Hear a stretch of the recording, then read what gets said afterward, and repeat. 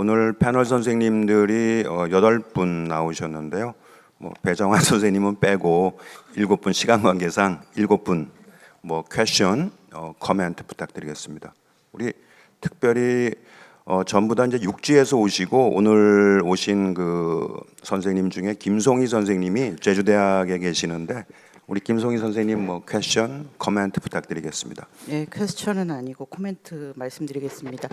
저는 제주대학교 병원에 근무하고 있어서요. 사실 저희 원 사정상 제가 타바의 오퍼레이터가 될 가능성은 전무합니다. 그리고 향후 몇 년간 제주도에서 타바를 시행할 가능성은 없습니다. 그래서 주로 저는 환자를 많이 여러 병원으로 리퍼를 해주시고요, 해드리고 그 다음에 이제 각 선생님들은 자기 병원의 타바 케이스만 보시겠지만 저는 전국의 타바 케이스를 팔로우를 하고 있습니다. 그래서 이제 이 코악 제주 밸브 할 때마다 와서 열심히 보려고 하는 이유가 각 병원에서 어떻게 하고 있는지, 저게 대체 어떻게 생겨 먹은 건지, 하는 동안에 무슨 컴플리케이션이 생기는지를 알아야 그 환자들을 팔로우를 할 수 있어서 제주도에서 이제 타바의 불모지인 제주도에서 요거를 해주시는 장기욱 선생님께 항상 감사하게 생각하고 있습니다. 그러니까 저희가 지금 제가 2008년도에 발령을 받아서 이제 근무를 하면서 당연히 이제 AVR 환자 중에서는 사바 케이스를 주로 팔로우를 많이 하게 될 거고요.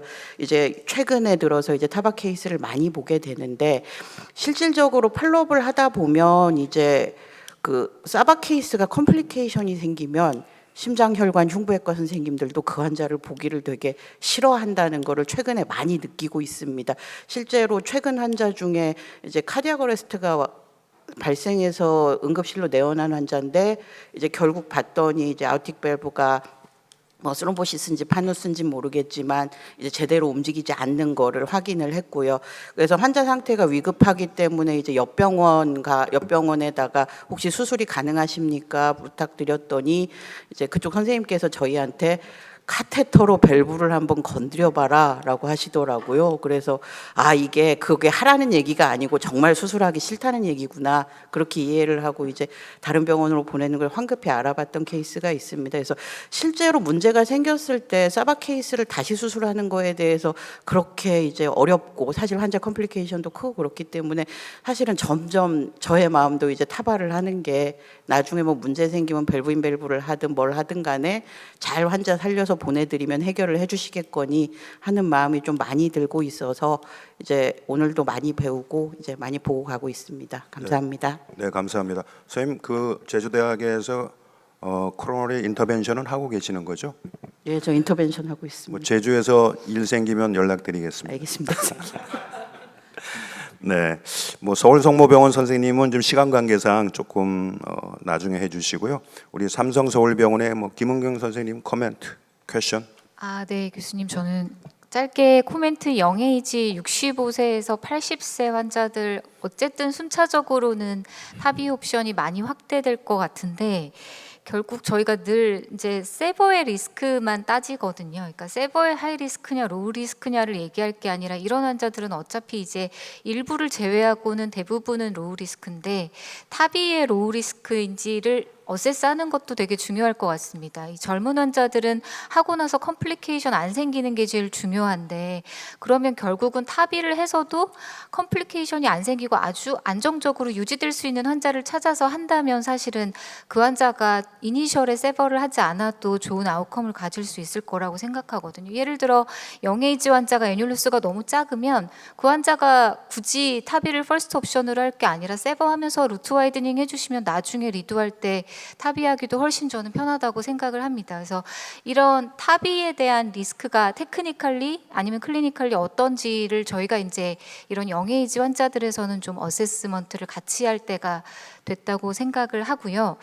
저는 질문하지 말라고 하셨지만 질문 괜찮습니다. 배장환 질문하십시오. 교수님한테 가볍게 질문을 배장환 한번 드리고 교수님. 싶은데, 네네.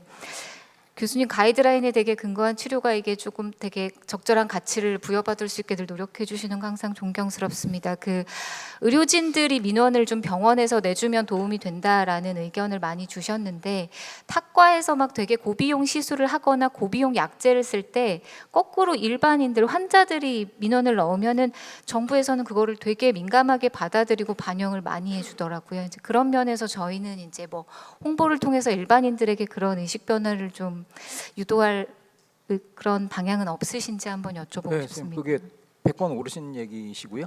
그리고 저희가 사실은 한 3, 4년 전부터 환자단체랑도 계속 얘기를 같이 하고 있어요. 그래서 건정심에도 환자단체의 의견이 계속 들어가고 있는데 이제 문제는 계속 이제 문제가 되는 거는 우리 병원의 우리나라는 흉부외과 선생님 수술 비용도 워낙 낮은 편이거든요.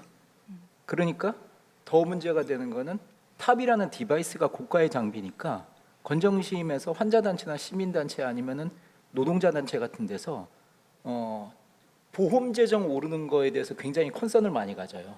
그러니까 선생님 말씀처럼 환자가 이 시술을 받는 게 꼭 필요한데 80% 본인 부담 때문에 적절한 채취를 못 받고 있다라는 면은 심정적으로 이해가 되는데 문제는 그 다음에는 비용 구조 결정에서 BC에서 이제 문매를 맞게 됩니다. 그래서 저희도 그거를 계속 고려를 하고 있고 현실적으로 그런 쪽으로 어프로치도 같이 하고 있습니다. 감사합니다. 네, 감사합니다. 그 다음에는 부천 세종병원에서 오신 우리 손봉현 선생님 혹시 뭐 코멘트나 질문? 네, 심장혈관 흉부외과 손봉현입니다. 일단 초대해 주셔서 감사하고 하고 싶은 말이 너무 많아가지고 어떻게 될지 고민이 되는데 괜찮습니다. 한 10분 남았어요. 다음번에 네. 연재 발표 기회를 주십시오. 알겠습니다. 네, 만족스러운 강의로 보답하겠습니다. 일단 순서대로 제 의견 짤막하게 말씀드리면 그 배장환 선생님께서 말씀하신 부분에 심장혈관 흉부외과에서 저 솔직한 심정은 제가 김경원 선생님께서 예전에 이거 하실 때 이 요양 조건에 꼭 넣고 싶었는데 못 넣었다고 말씀하셨던 조건이 뭐였냐면 타비를 시행할 때 무조건 인트라 오퍼레이티브하게 서전이 그러니까 스탠바이가 아니라 그냥 그 프로시저 자체 오퍼레이팅 룸에 무조건 같이 해서 프로시저를 같이 해야 되는 조건을 무조건 붙이고 싶었는데 그게 잘 안 됐다 이런 의견이셨거든요. 근데 저는 그거에 대해서는 저 개인적인 다른 의견이 없고 지금 현재 급여 기준이 너무 빡빡하다고 생각을 많이 해요. 대신 급여 기준을 좀 더 유연화하고 대신 유의미한 하트팀 디스커션이 돼야 된다고 생각을 하는데 실제로 이거에 대해서 반대 의견들을 막 여러 가지 의견을 하고 있는 병원들의 공통점은 카디올로지스트랑 카디악 서전의 사이가 안 좋습니다. 하트팀 어프로치가 사실상 안 되고 있는 병원들에서 나오고 있는 얘기고 그런 조건들은 좀 낮추고 예를 들면 나이라든지 뭐 아까 뭐 바이커스비트 이런 거 당연히 없어야 되는 부분이고 그런 다음에 하트팀 디스커션 좀 더 할 수 있는 환경으로 돼야 되는 게 제일 중요한 부분이라고 생각을 하고 두 번째 이제 로어 리스크 페이션트에서는 실제로 수술하는 서전 입장에서 보면 메카니컬 밸브 시장이 굉장히 좁아지는 느낌이거든요. 제 환자들만 해도 58세, 57세 이런 환자들이 애매하게 걸려 있는 소위 말해서 60대가 반을 올림하면 넘어갈 것 같은 내년에 이제 된다는 사람들 그런 분들이 바이오프로스테틱 밸브 해달라는 분들이 굉장히 많거든요. 그러면 제 입장에서는 사실 서전으로서 여러 가지 양가 감정이 공존하게 되는데 그래도 결국에 어느 정도 설명을 현재 커런트 가이드라인은 어떻고 실제로 리얼월드에서 어떻게 벌어지는지 말씀을 드리고 최종 선택은 결국에 환자한테 주는 편인데 그래도 이제 영거 페이션트를 논함에 있어서 진짜 지금 현 시점 기준으로 메카니컬 밸브가 통용되는 그런 일반화되고 있는 뭐 40대 50대 이런 환자까지도 만약에 확대 해석을 할 수 있냐 그런 부분에 대해서는 저는 그건 분명히 경계해야 된다고 생각을 하지만 나이가 낮아지는 거는 현재보다 뭐 80대 기준은 너무 높은 것 같고요. 확실히 전 세계 트렌드에 맞게서 우리나라도 그 영어 페이션트로 더 나가야 된다고 생각하고요. 그 서전스 퍼스펙티브에 대해서 제 의견에 대해서 좀 말씀을 드리면 이게 결국에 2년 전인가 라이프롱 매니지먼트 미국에서 발표가 있었을 때 어르신들이 이런 얘기를 하셨었어요. 이게 야 탑이 싸봐 이게 말이야 방구 이런 얘기를 하셨거든요. 근데 사실 실제로 지금 2025년 현재 봤을 때는 되게 가능할 것 같다는 생각이 지금 많이 저도 들고 있고 근데 이제 여기서 포인트는 뭐냐면 타비를 어느 시점에 시작하는지도 물론 중요하겠지만 타비한 다음에 그 다음 세컨 옵션으로 타비를 또 할지 세이버를 할지 여러 가지 했을 때 이제 타비 익스플란트가 과연 적절한지 이런 부분들을 얘기를 해야 되는데 지금 나오는 데이터들 보면 탑이 익스플란트 한 다음에 리드 그러니까 서지컬 AVR 했던 모탈리티가 굉장히 높잖아요. 근데 그거는 제가 서전 입장에서 단연코 말씀드릴 수 있는 거는 서전의 스킬의 문제가 굉장히 큽니다. 왜냐하면 대부분의 서전들이 탑이 익스플란토에 리드 AVR 경험이 없는 분들이 굉장히 많고, 리드 AVR의 경우에는 원래 우리가 일반적으로 애뉴러 스티치를 뜨는 그 부분에 대해서 적절하게 제거하고 하면 익스플란트가 비교적 용이하게 되지만, 여기에는 이제 뭐 타비 같은 경우는 우리가 기본적으로 봤던 서지컬 밸브라는 우리가 떼어내야 될 부분 자체가 다르고 어태치먼트도 여러 분에서 다르기 때문에 뭐 자칫 잘못하다 루트 서저리나 루트 엔라지먼트 서저리를 한다든지 아니면 코로나리 바이패스까지 해야 되는 경우도 있으니까, 그래서 올라가는 것도 물론 있고, 거기에다 플러스로 뭐 서지컬 하이 리스크니까 타비를 했었으니까 당연히 오피 리스크 더 올라가겠죠. 그래서 그런 부분들을 간과할 수 없겠지만, 어쨌든 서지컬 테크닉의 여러 가지 임프루먼트가 현재 있는 시점에서는 익스플란트의 타비까지도 저는 어느 정도 고려할 수 있다고 개인적으로 생각을 하는데, 제가 서전으로서 덧붙여서 꼭 말씀드리고 싶은 내용은 지금까지 나와 있는 그런 ICT 말고 레트로스펙티브나 메타 아날리시스에 나오는 거의 대부분의 등장하는 서지컬 AV 그 타비의 그 반대 그룹으로서 등장하는 서지컬 AVR에 들어갔던 바이오프로스테틱 밸브가 현존하고 있는 우리 서전들이 선택하는 에오틱 밸브랑 많이 다릅니다. 지금 현재 김영환 선생님께서 발표해 주셨던 내용 중에 들어가 있던 중에 어떤 밸브는 포스트 탑 이후에 개발된 서지컬 밸브거든요. 그런 밸브가 거의 다 포함되지 않는 데이터이기 때문에 SBD나 이런 거 측면에서 봤을 때는 탑이 밸브에 비해서 당연히 떨어질 수밖에 없습니다. 그래서 그런 부분들까지 함께 고려를 해야 되는데, 이제 진짜로 그래서 더 뭐 모든 이슈가 그렇겠지만 ICT가 필요한 이유가 기본적으로 밸브 지금 현재 뭐 에드워즈만 해도 서지컬 밸브에 대한 R&D 투자하는 돈이랑 타비 밸브 투자하는 비용은 완전 다르거든요. 그런 것처럼 많이 다르기 때문에 똑같은 그냥 밸브인데 단순히 서지컬로 넣고 타비를 이 정도 수준의 밸브가 아니라, 제가 느끼는 체감하는 거는 디카스피케이션 스트래티지가 컴퍼니마다 굉장히 상이하고 그 결과가 유의미하게 차이 나는 걸 몸소 깨닫고 있기 때문에 그것만 놓고 보기엔 좀 어려울 것 같고, 지금까지 더 이상 뭐 메타아날리시스 이런 거에 기존하기엔 좀 어려울 것 같고, 뭐 노션 2나 뭐 여러 가지 데이터들이 이제 결국엔 해야 되는데, 저는 요 이슈들 나올 때마다 말씀드리고 싶은 부분이 뭐냐면, 타비 영역은 테크놀로지의 임프루먼트 그거에 대해서 계속 되고 있는 부분이고, 서지컬이 그에 반해 서지컬 ABR은 뭔가 더 개발되는 거 없고 서전의 스킬의 임프루먼트랑 싸우는 기분이거든요. 그래서 서전들은 이런 타비 에라의 어떤 스트래티지를 갖고 있냐면, 뭐 이게 타비가 먼저가 됐던 서지컬은 그런 거에 이슈를 냈다기보다도 어떻게 보면 환자 입장에서 타비와 서버를 선택했을 때 받는 입장에서 그 간극을 메꿀 수 있을까. 근데 이거는 제가 너무 길어서 죄송한데 한마디만 더 드리자면, 미국 서전들과 유럽 서전들이 지금 온고잉 하고 있는 게 완전히 다르거든요. 유럽 같은 경우는 점차 미니멀입니다. 최대한 미니멀, 최대한 안 째고 ACC 타임도 최대한 줄이고 넌 인베시브한 쪽으로 가고 있고요. 미국은 에스테이트 서전들 기반으로 해서 어떻게 가고 있냐면 더 어그레시브하게 바뀌고 있어요.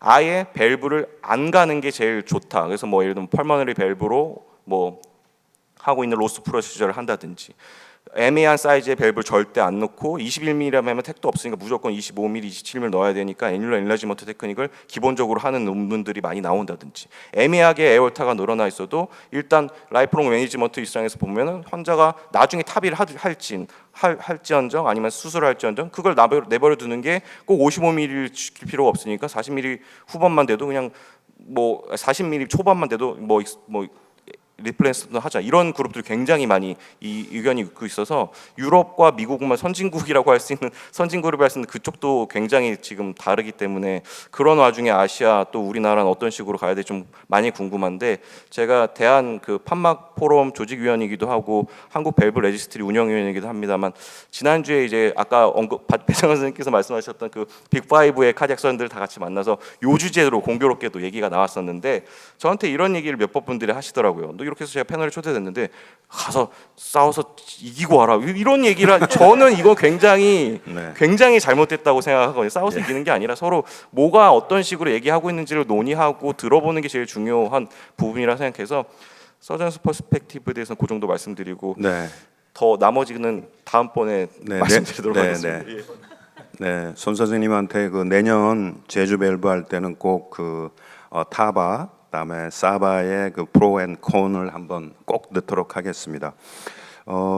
시간이 다 됐어요. 그래서 이제 그래도 세 분, 김진진 선생님, 이소영 선생님 아니죠?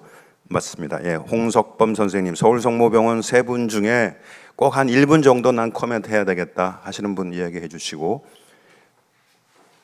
네, 없으면 우리 권정범 교수님 뭐 마지막 없으시면 우리 같이 좌장을 봐주신 이상록 교수님 마지막 뭐 코멘트 있으시면. 네. 예, 그 신상훈 선생님이 아까 강의하시고 지금 자리에 안 계시는데요. 아마 그 이제 사실 밸브 셀렉션 문제가 오늘 좀 언급이 되지 않는 것 같은데 사실 이제 젊다고 해서 로우 리스크는 아까 아닌데 젊다고 뭐 젊으면서 로우 리스크 환자 같은 경우는 아까 여러 선생님들 말씀하신 것처럼 10년, 20년 후를 봐야 되는데 이게 사실 밸브 셀렉션 할 때 단순히 초기에는 헤모다이내믹스가 중요하지만 향후에 다시 시술을 하게 된다면 뭐 이렇게 밸브 스트로크 자체가 길다거나 이러면은 탑일하는 데 제한점이 많이 있을 것 같습니다.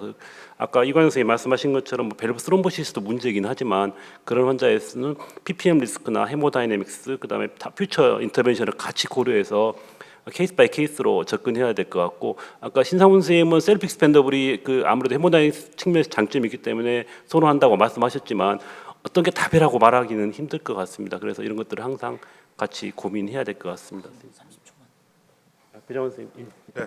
우리 배정환 교수님 30초. 이게 손병현 선생님 말씀이 지금 세션에 저는 생각하기에는 핵심이라고 생각합니다. 저희가 해야 될 일은 뭐냐면은 누가 우월한가가 아니고 어떤 치료가 환자에게 최적의 치료인가를 결정하는 거거든요. 심장통합진료팀이라고 하는 게 가이드라인이 있지만 국가적으로 똑같이 하라는 게 아니라 기관의 특성을 고려하라는 거가 함의가 되어 있습니다. 그러니까 예를 들어서 서전 선생님의 스킬이 굉장히 높다 그러면은 어려운 프로시저 하이리스크 환자도 서전한테 갈 수 있는 거겠죠.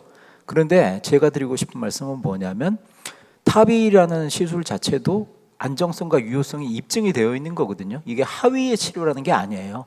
골라내라는 거기 때문에 그러려면 어떻게 되냐면은 테이블 위에 두 가지의 무기가 다 올라와 있어야 되는 겁니다.